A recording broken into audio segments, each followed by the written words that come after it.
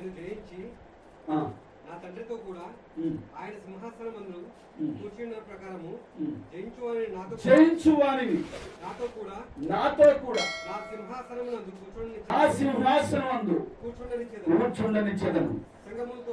సంఘములతో ఆత్మ చెప్పుచున్న మాటలు చెవి గలవాడు వినుగాక. Thank you brother. ఇక్కడ గమనిస్తే పిల్లారా, దేవుడి మధ్యాహ్న కాలంలో ఒక అంశం మన ముందు ఉంచుతున్నాడు, ఒక సవాల్గా ఉంచుతున్నాడు. అదేంటంటే జయ జీవితం. జయించేవాడిని అంటే మన ముందు ఒక పరీక్ష ఉన్నది. క్రైస్తవ జీవితం అనేది ఒక జయ జీవితంగా ఉండాలి. ఓడిపోయే వ్యక్తిగా మనం ఉండకూడదు. మనము జయము పొందుకునే రీతిగా ఉండాలి. ఎందుకంటే నేను లోకమును జయించున్నాను, మీరు కూడా లోకంలో ఉన్నారు కనుక ధైర్యం తెచ్చుకోండి, మీరు కూడా జయించాలని ప్రభువు చెప్పారు. పిల్లరా, మరి మాటలు మనం జ్ఞాపకం చేసుకుంటే సంఘములతో ఆత్మ చెప్పుచున్న మాట చెవులు ఎవరికైతున్నావు? ఇక్కడ ఎంతమంది అందరికి చెవులు ఉన్నాయి. చెవి గలవాడు వినుగాక. నాకు తెలియదు, నాకు చెప్పలేదు అనడానికి వీల్లేదు. అదేంటంటే మరి జయించే అనుభవం మనకు ఉండాలి. కొన్నిసార్లు నిందలు, కష్టాలు, అవమానాలు కూడా ఎదురవుతాయి. అలాంటి పరిస్థితులకు కూడా నీవు జయించే వ్యక్తిగా ఉండాలి. ఫెయిల్ అయిపోయే వ్యక్తిగా ఉండకూడదు, ఓడిపోయే వ్యక్తిగా ఉండకూడదు. అందుకే తిమోతిలకు రాసిన 2వ పత్రిక 2వ అధ్యాయం 12వ వచనం అంటాడు, సహించిన వారైతే ఆయనతో కూడా మీరు ఏలుదురు, ఆయనను ఎరగమంటే మనలను ఆయన ఎరగనను. సో మనం చాలా మటుకు 90% భక్తుల జీవితాల్లో ఎదురయ్యేది ఏంటంటే వారు స్వయం కృతాపరాధం అంటారు. అంటే వారు చేతులారా చేసుకుని సమస్యలను తెచ్చుకుంటారు. వారి ఆరోగ్యం వాడే పాటు చేసుకుంటారు. వారి ఇష్టానుసారంగా తిరిగాడు, లేక వద్దంటే అక్కడికి వెళ్ళి నష్టపోయాడు. ఈ రీతి ఎన్నో ఎన్నో ఎన్నో మరెన్నో వాక్యం సరిస్తుంది. సహించాలి. సహించిన వారైతే నువ్వు ఆయనతో కూడా ఉంటావు. ఎక్కడ ఉంటావు? ఆయనతో కూడా. ఆయన సింహాసనం మీద, ఆయన సింహాసనం మీద యేసు ప్రభు వారు మరి తండ్రి యొక్క సింహాసనం, తండ్రి, కుమారుడు, పరిశుద్ధాత్ముడు ఉన్నట్టుగా ఆయన సింహాసనం మీద మనల్ని కూడా మరి కూర్చుండబెట్టేటువంటి ఆధిక్యతను దేవుడు ఇస్తున్నాడు. అందుకే మీరేం చేయాలి? మనపై ఉన్న భారం ఏంటంటే నీవు జయించాలి. నీ జీవితంలో జయము పొందుకోవాలి.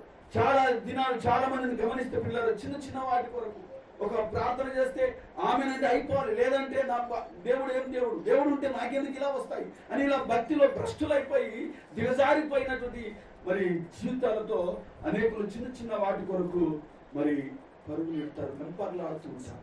దేవుడు ఇచ్చే బహుమానాలను వైపు చూడకుండా మరి వారుకున్న సమయంలో వారుకున్న అనుకూలతలు కావాలి. చూడండి, దేవుడు ఇచ్చేవరకు ఆగరు కానీ వారి అనుకూలతను బట్టి వారు తొందరపడి చేతులారు చేసుకుని నష్టపోయిన వరకు అనేకులు. చాలా మంది ఇంటి కొరకు ప్రార్థన చేస్తారు. నా మాటలు ఆలోచించారు. ఎగ్జాంపుల్ ప్రార్థన చేస్తారు, దేవుడు ఇల్లు ఇచ్చే వరకు నువ్వు ఆగాలి. అయితే నువ్వేం చేస్తావు? అప్పు చేసుకుంటావు. ఏదో నీతో కొన్ని డబ్బులతో మిగతా తప్పు చేసుకుంటావు. కొని చివరికి ఆ వడ్డీల భారం తట్టుకోలేక కొంటావు. కొన్ని ఇక్కడ వచ్చి సాక్షి చెప్పి దేవుడు నాకు ఇల్లు ఇచ్చాడు, మరి కొందరు తాళం చెవులు ఇచ్చాడు అంట. మరి ఈ భారం ఎక్కువైపోయి, రుణ భారం ఎక్కువై, వడ్డీలు ఎక్కువైపోయి, ఎందుకంటే ఆదాయంకైనా మించిన ప్లాన్ కదా ఇది. సో ఆ సమయంలో ఏం చేస్తారు? తట్టుకోలేక, ఆ ఒత్తిడికి తట్టుకోలేక ఇల్లు అమ్మేస్తారు. నీవు నీ డబ్బులు, నీ ఇల్లు నీవు అమ్ముకున్నావు, బాగుంది. కానీ ఇక్కడ చెప్పిన సాక్షి ఏం కావాలి? ఇప్పుడు ఎవరు అవమానం అవుతారు? అది మనల్ని బట్టి ఆయన అవమానం. అందుకే ఆయన ఇచ్చే వరకు కనిపెట్టుకోవాలి. ఇక్కడ ఓడిపోతారు చాలా మంది జీవితాలు. ఒక మాట నేను చెప్పనిస్తారా? మన తల్లి సంఘంలో ఒక పాస్టర్ ఉండేవాడు, చనిపోయారు ఆయన అప్పట్లో. జాన్ నర్సరాజు అని గుంటూరుకు చెందినవాడు, పెద్ద మనిషి ఆయన. అయితే మనం ఎక్కడైనా ప్రార్థన, ఎక్కడైనా బాంబు పెడితేనే బాంబు ఫెయిల్ అయిపోతుంది అంటే కొన్నిసార్లు ఫెయిల్ అవుతుందా కొన్నిసార్లు. కానీ నీవు కార్చిన కన్నీరు చేసిన ప్రార్థన ఎప్పుడు కూడా వ్యర్థం కాదు. చెప్పకూడదు దేవుడు. కనుక నిరీక్షణ మనకు ఉండాలి, విశ్వాసం ఉండాలి, పట్టుదల ఉండాలి. నువ్వు అడిగింది ఎవరిని? మనుషులుగా దేవుని. ఇస్తావో లేదో ఏంటో అన్నట్టుగా విశ్వాసం లేదు. యేసు ప్రభువు చాలా చోట్ల స్వస్థత చేసినప్పుడు ఏమన్నాడు? అమ్మా, నీ విశ్వాసం నేను స్వస్థపరిచింది. ప్రతిది కూడా మనుషుల యొక్క విశ్వాసం పైన అని చెప్పాడు. అంతేకాని పాస్టర్గా చేస్తే అది కాదు. ఇక్కడ అంటున్నాడు కదా, మరి ఆయన ఎరగనంటే ఆయన మనల్ని ఎరగను. బలలో నువ్వు చేయి వేయలేదు అంటే ఆయన కూడా నా బిడ్డ నువ్వు కావు అంటాడు. క్లియర్ కట్ అది మాట. కనుక నువ్వు మనకున్న బలహీనతలు ఉన్నాయి కదా అని దాన్ని భయంతో వదిలిపెడితే కాదు, కానీ ఆ భయంతో నువ్వు వాటిని ఒప్పుకొని విడిచిపెట్టి ధైర్యంగా పల్లెలు చేయాలి. హల్లెలూయా. అప్పుడు నువ్వు ఆయన బిడ్డవవుతావు. ఎప్పుడైతే బలంగా దేవుని సన్నిధిలో పశ్చాత్తాప పడతావో నీ మీద దేవుని ఆత్మ వచ్చి ఆ ఏ బలహీనత నిన్ను వెంటాడుతుందో, నా మాటలు ఆలోచించండి, ఏ బలహీనత, ఏ భయంకరమైన బలహీనత నిన్ను శోధిస్తుందో దాని మీద జయించడానికి నీకు దేవుడు కృపనిస్తాడు. హల్లెలూయా. అర్థం చేసుకోండి. చూడండి పిల్లలు, ఏప్రిల్లోకి రాసిన పత్రిక 12వ అధ్యాయం 16వ వచనం. ఏప్రిల్లోకి రాసిన పత్రిక 12వ అధ్యాయం 16వ వచనం. ఒక పూట కూటి కొరకు తన జ్యేష్ఠత్వపు హక్కును అమ్మివేసిన ఏశావు వంటి భ్రష్టుడైన వ్యభిచారి అయినను మీలో ఉండునేమో అని జాగ్రత్తగా చూసు. ఒక పూట పూజను వినాలి. చూడండి, వేటకెళ్ళాడు, వేట ఏం దొరకలేదు. అప్పటికి యాకోబు తన చిక్కుడుగాయలో వంట కూర చేసుకుని రకరకాలుగా చేసుకున్నప్పుడు ఒరే తమ్ముడు నాకు ఇవ్వవా అన్నాడు. ఏది ఇది నీకు ఇవ్వాలంటే నీకు జ్యేష్ఠత్వం ఇచ్చా అన్నాడు. ఒక పూట భోజనం చేయకపోతే నేను చస్తానా అని అనలేదు. జ్యేష్ఠత్వం ఉందో లేదో నాకు తెలియదు అని జ్యేష్ఠత్వం విలువను లెక్క చేయకుండా ఆ ఒక్క పూట కక్కుర్తి పడి ఆ తమ్ముడు వండుకున్న చిన్న ముద్ద బువ్వ కొరకు, ముద్ద అన్నం కొరకు జ్యేష్ఠత్వాన్ని చేతుల వదులుకుని ఆ తర్వాత దాన్ని దీవించిన తర్వాత, ఇది ఇప్పుడే కదా దీవించింది ఎవరిని అంటే యాకోబు దీవించి, అంటే ఏశావుగా ఏడుస్తాడు. తండ్రి తయ్యా ఒక దీవెన కూడా లేదా నా దగ్గర, నీ దగ్గర నాకు లేదు బాబు, ఇప్పుడే నన్ను నీ తమ్ముడిని మోసగించి వాడు కొట్టేశాడు, ఆశీర్వాదం అన్నాడు.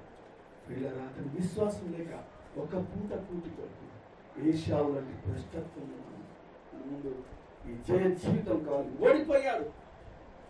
తమ్ముడు సంపాదించుకున్న నా యొక్క ఆశీర్వాదం. నా ప్రియ దేవుని బిడ్డలారా, జయించడానికి పరదేశంలో ఉన్న జీవ ఫల వృక్షములు భుజింపనిస్తున్నాడు. ప్రకటన గ్రంథం 2వ అధ్యాయం 7వ వచనంలో ఆ మాటలు మీరు జ్ఞాపకం చేసుకోవాలి. జయించువానికి చూడండి, చదవండి. ఆత్మ సంఘములతో చెప్పుచున్న మాట వినుగాక, జయించువానికి దేవుని పరదేశంలో ఉన్న జీవ వృక్ష ఫలములను భోజింపనిత్తును. చూడండి, నువ్వు ఇక్కడ ఈ ఆశీర్వాదాన్ని ఇక్కడ కోల్పోతే నీకు ఇక్కడ నువ్వు పోగొట్టుకుంటే అక్కడ నువ్వు పోగొట్టుకుంటావు. చాలా మంది జీవితాలు క్రైస్తవులని ఆరంభ దినాలు గొప్పగా వెలుగుతారు, దేవుడు అంటే ఎంతో ఇష్టపడతారు. కానీ రాను రాను రాను రాను వారి భక్తి జీవితం సన్నగిలిపోయి చివరికి చిన్న చిన్న వాటికి దేవుడికి దూరం అయిపోయి ఆశీర్వాదాలు కోల్పోయి భక్తి జీవితంలో ఓడిపోయిన అనుభవాలు కలిగిన వారిని అనేకులను చూస్తున్నాం.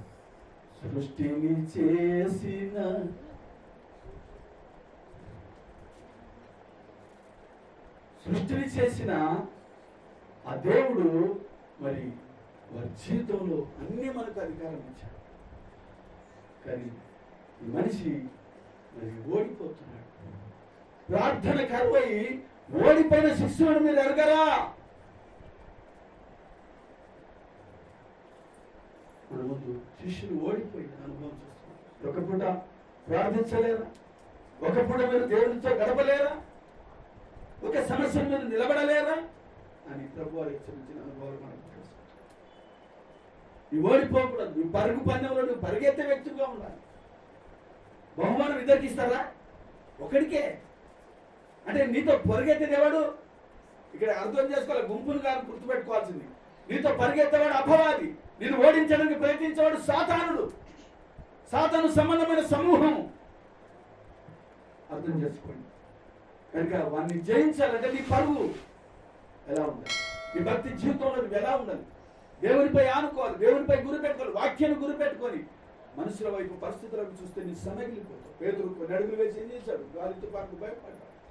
సమస్యల వైపు పరిస్థితుల వైపు మనం చూడకుండా పిలిచిన వారి వైపు చూడాలి. మనల్ని కన్నవాడు కొన్నవారి వైపు మనం చూసినప్పుడు ఈ జీవిత పందె రంగంలో మనం బహుమానం పొందే రీతిగా మన జీవితం ఉండాలని ప్రభు పేట జ్ఞాపకం చేస్తాం. చూడండి, కొరింథీయులకు రాసిన పత్రిక 9:24 మొదటి కొరింథీయులో ఆ మాటని గుర్తు చేస్తాం. చూడండి, పందెపు రంగమందు పరిగెత్తు వారందరూ పరిగెత్తుదురు గాని బహుమానం ఒక్కడే పొందునని మీరు ఎరగరా? అటువలే మీరు బహుమానం పొందినట్లుగా మనం ఏం చేస్తామంటే మనం తోటి సహోదరులను పోటీ పెట్టుకుంటాం. భక్తి జీవితంలో తోటి సహోదరులను మనం పోటీ పెట్టుకుంటాం, కంపారిజన్ చేసుకుంటాం. ఇక్కడ బైబిల్ ఏమంటుందంటే నీతో పోరాడేవాడు దుష్టుడు, నిన్ను అపజయాల పాలు చేసి వాడు జయ జీవితం చేసి నీ జీవితంలో నిన్ను చిత్తు చేస్తాడు. కనుక మరి పందెపు రంగమందు అందరూ పరిగెత్తుదురు కానీ బహుమానం ఒక్కరికి అన్నట్టు నీతో పరిగెత్తే వారిని నువ్వు మనుషులను భక్తులను కాదు కానీ దుష్టుని జయించే వ్యక్తులు, వీళ్ళని బలహీనతను జయించే వ్యక్తి ఉండాలి. ఏ సమస్య అయితే ఏ సమస్య నిన్ను లోపరుచుకుంటుందో, ఏ బలహీనత ద్వారా నీ భక్తి జీవితం ఆటంకం కలుగుతుందో దాన్ని విడిచిపెట్టాలి. వాక్యమైన అర్థంలో మన బ్రతుకులు మనం చెక్ చేసుకోవాలి. ప్రియులారా, ఏదో దీవెనల గురించి చెప్తే అయిపోదు. కనుక మన ప్రియులారా దగ్గర గమనించినట్లయితే మరి ఆయన మరొక చోట ఏమంటే మనం అలా అయితే ఎలా ఇన్ని కష్టాలు ఎలా అని మనం కుంగిపోతుంటాం కదా. దేవుని వాక్యం యోహాను సువార్త 16:33 అంటాడు, నా యందు మీకు సమాధానం కలుగునట్లు మీతో ఈ మాటలు చెప్పుచున్నాను. లోకములో మీకు శ్రమ కలుగును, అయినను ధైర్యము తెచ్చుకొనుము, నేను లోకమును జయించి ఉన్నాను. యేసు ప్రభువు సాక్షాత్ ఆయన నోటి నుండి పలికిన మాట. కనుక మీరు ధైర్యంగా ఉండండి. నేను లోకంలో నేను కూడా 33 సంవత్సరాలు ఈ లోకంలో మనిషి వల్ల మనలాగా బాధలు పడ్డాడు, అవమానాలు ముఖం మీద తూ అని ఉమ్మించాడు. ఒకవేళ మనల్ని ఉమ్మిస్తే మనము చేతగాకున్న వారిపైకి లేస్తాం. అవమానాన్ని భరించదు. ఆయన అవమానాన్ని నిర్లక్ష్య పెట్టి కలిగిపోయే బహుమానం వైపు చచ్చపడుతుంది. అవమానాన్ని నిర్లక్ష్యం పెట్టి బహుమానం కొరకు చూసి నాకు చాలా ఇష్టమైన మాట. అంత హింసలు, అంత నిందలు, అంత అవమానాలు చేస్తుంటే పక్క పెట్టి షేర్ చేయకుండా దేవుడిచ్చే బహుమానం కొరకు చదువుతారన్నమాట. ఎబ్రిలకు రాసిన పత్రిక 12వ అధ్యాయం కూడా చూడండి. ఎవరైనా ఆయన ఎదుట ఉంచబడిన అబ్బా ఆనందము కొరకు. ఏ ఆనందం అని తెలుసామా? తండ్రి సింహాసనం మీద కూర్చున్నాడు. ఇప్పుడు ఆయన ఎక్కడ ఉన్నాడు? తండ్రి దగ్గర ఉన్నాడు. ఇప్పుడు ఆయన ఏం చేస్తున్నాడు? నీ కొరకు విజ్ఞాపన చేస్తున్నాడు. నేనుండు స్థలంలో మీరుండు ఉండులాగున నేను వచ్చి మళ్ళీ మిమ్మల్ని తీసుకుపోతాను అన్నాడు. అందరు చూస్తుండగా చనిపోయాడు, అందరు చూస్తుండగా తిరిగి లేచాడు, అందరూ చూస్తుండగా కనిపించి అందరూ చూస్తుండగా అవరోధం అయిపోయాడు. ఎప్పుడు 7:25 తీయొద్దండి. ఆయన తన వద్దకు వచ్చి వారి పక్షం నిరంతరం జీవిస్తున్నాడు. ఆయన స్థలము సిద్ధపరిస్తే మనం తీసుకొని వెళ్తాం. ఈ జయ జీవితం మనకు కావాలంటే ఈ లోకంలో మనకు ఒక పరీక్ష. ఈ పరీక్షలో నేను ఎదుగుతున్నావా? ఇక చిన్న వాటి కొరకు నువ్వు ఓడిపోతున్నావా? చిన్న వాటి కొరకు పెద్ద లాభాలు కోల్పోతున్నావా? ఈ మధ్యాహ్న కాలం ముందు వాక్య వెలుగులో మనల్ని మేము పరిశీలించుకున్న భద్రమైన దేవుని ఎలాగా ఆనందము కొరకై అవమానం. ఆయన ఎంత అవమానం చేశారండి. వ్యభిచారి కొడుకు అన్నారు, ముఖం మీద ఉమ్మేశారండి. ఎంత చేతగాని వాడైనా సహిస్తాడా? వాడు ఒండు కొడితే ఒకటైనా కొడతా ఉంటా. నా ప్రియ దేవుని బిడ్డలారా, ప్రభు వారు నిర్లక్ష్యం పెట్టాడు. ఆనందం, అవమానం కొరకు, ఆ కిరీటం కొరకు, దేవుని నిత్యత్వాన్ని కొరకు, ఆయన దగ్గర సింహాసనం కొరకు. నాకు చాలా ఇష్టం అనమాట. ఆ మాట మీరు ఎప్పుడు గుర్తుపెట్టు. ఎవరైనా మిమ్మల్ని నిందించినప్పుడు, ఎవరైనా మిమ్మల్ని అవమానపరిచినప్పుడు వాళ్ళు ఒక దినం నీ దగ్గరకు వస్తారు. హల్లెలూయా. ప్రభారెడ్డి మనం చదవాలి. ఆనందం ఆయన ఎదుట ఉంచబడిన ఆనందము కొరకై సమస్తం నిర్లక్ష్యం పెట్టాడు. ఎవరైనా అంటే ఎవరైనా బాధపడితే మానేది, మందిరం మానేది, దేవునికి దూరం కావద్దు. పిల్లరా, వాక్యం గెలిచి తీరుతుంది. నువ్వు నమ్మిన నమ్మకపోయి. రోమిలకు రాసిన పత్రిక. ఈ లోకంలో మనం జయించాలంటే పిల్లారా, మరి శరీరం మనల్ని ఎంతో బలహీనం చేస్తుంది. శరీరం ఒకవైపు లాగుతుంది, మరి ఆత్మ మరొక వైపు లాగుతుంది. కాబట్టి శరీర దురాశలకు లోబడినట్లు సావులకు లోనైన మీ శరీరమందు, ఈ శరీరం ఎలాంటిదంటే తుచ్చమైనది. ఈ శరీరము బలహీనమైనది. ఈ శరీరము ఇతరుల భార్యలైనా నాకు కావాలి, ఇతరుల భర్తలైనా నాకు కావాలి, ఇతరుల ఆస్తి అయినా నాకు కావాలని సూచనలంతా నాకు కావాలంటుందట. ఈ కన్ను నిన్ను అభ్యంతరపరిస్తే కన్ను పెరికివే అన్నాడు. మన ఆలోచనలు, మన తలంపులు అవన్నీ కూడా ఆత్మానుసారంగా శరీరం, ఇది శరీరం చెప్తున్నాను నేను. ఆలోచించండి నా మాట. ఈ శరీరం ఏం చేస్తుందంటే ఇతరులది కావాలంటుంది, అన్యాయంగా కోరుకుంటుంది, తుచ్చమని. అందుకే చనిపోయినప్పుడు ఈ శరీరం మట్టి కప్పేస్తుంది, మట్టి తినేస్తుంది. పిల్లలు ఆ ఎంట్రుకలు కొన్ని రోజులకు ఉంటాయి, ఆ తర్వాత అవి లేటుగా అవి కూడా పాడైపోతాయి. కానీ ఆత్మ దేవుడు దయచేసి నా యొక్క కలలు లేదంటే 2 అడ్రస్ ఉన్నాయి. కేడప్ అడ్రస్, దేవుడి రాజు 1, లేదంటే నరకం అగ్ని ఆరదు, పురుగు సాగుని వేదన కలిగిన స్థలంలో. జయించిన వాడేమో తండ్రి సింహాసనం మీద ఉంటాడు. ఈ ఓడిపోయినోడు, ఈ తుచ్చమైన వాటికి ఆశించి ఈ శరీరం చెప్పిందల్లా ఇన్నోడు వాడు చేతులారా చేసుకున్నాడు. చెప్తే వాడు విన్నాడా? సంసోను జీవితంలో అదే జరిగింది. ఒక గుడ్రాలు కన్నీరు గార్చి దేవుడికి ఒక బలమైన మనిషి, ఆయన ముందు సింహం లాంటి మనిషి, ఆయన ముందు హడలెత్తిపోతారు ఫిలిష్తీయులందరూ. అలాంటి వ్యక్తి ఒక స్త్రీ బలహీనతకు గురై ఆయన కుటుంబ జీవితంలో పాడై భార్య లేకుండా వ్యభిచార స్థితిలో ఉంది. స్త్రీ ఒడిగా పడుతుంది, తన ప్రాణాన్ని కోల్పోయి బలాన్ని పోగొట్టుకున్నాడు. చావడానికి ఆయన తెలుసు, అయినా తన బలరాశిని చెప్పి తన ప్రాణం కోల్పోయాడు. నా ప్రియ దేవుని దురాశ నాటి శరీరంకున్న దురాశ అంతమంది కాకుండా ఇది చవడానికి కూడా ఇష్టపడతాడు. అందుకే పౌలు గారు అంటారు, మీరు యవనేచ్ఛను మీరు దూరంగా పారిపోయి ఈ తుచ్చమైన బలహీనమైనటువంటి శరీరము మరి పాపము మీరు ఏదడిగా ఇది నీ సొత్తు కాదు, నువ్వు దేవుని చేత కొన్నా. నా ఇష్టం అంటారు చాలా మంది. నా ఇష్టం అనడానికి వీలు లేదు. హల్లెలూయా. కనుక ఈ శరీరం ఏం చేస్తుందంటే బంగారు ఇలాంటి వాటి కొరకు కోరుకుంటుంది. ఆయన నీ కాళ్ళ కింద స్వచ్ఛమైన బంగారం పెడతాడు. దగ్గర మెరిసే వజ్ర వైడూర్ల మాణిక్యుల చేత ఏడుపు లేని, మరణం లేని, దుఃఖం లేని, చావు లేని, రోషన్ లేని ఈ నెలలో ఏమైంది, ఎలా బ్రతకాలి, ఇలాంటివి అవసరం లేదు. గ్యాస్ అయిపోయింది, వంట చేయలేదు, ఇలాంటి అవసరం లేదు. పిల్లలకు క్యారియర్ కట్టలేదా, ఇవన్నీ అవసరం లేదు. అక్కడ జీవన జల నీకు ఆ ప్రాబ్లమే లేదు. నీ కాళ్ళ కింద స్వచ్ఛమైన బంగారు వీధులు అని ప్రకటన గ్రంథంలో ఉన్నది.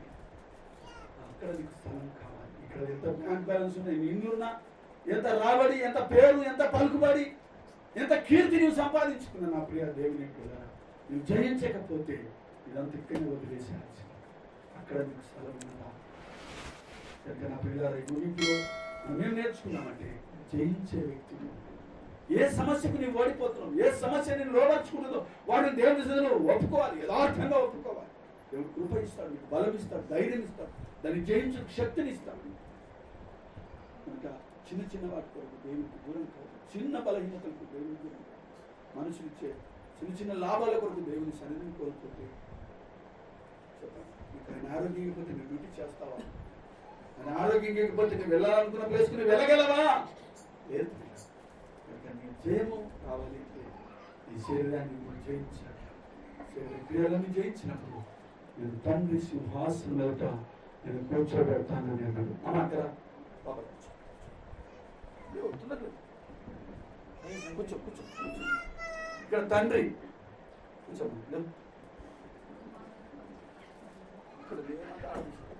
ఆమె మీనదు సమ్మ తండ్రి కుమారుడు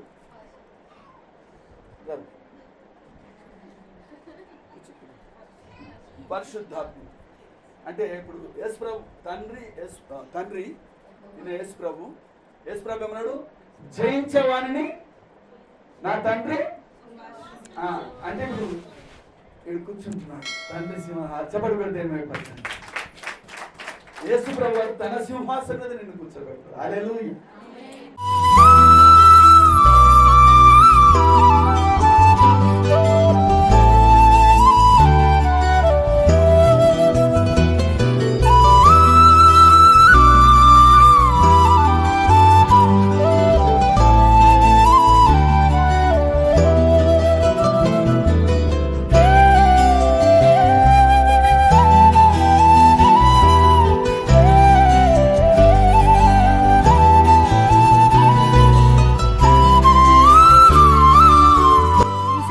నచ్చినట్లయితే లైక్, షేర్, సబ్స్క్రైబ్ చేసుకోండి.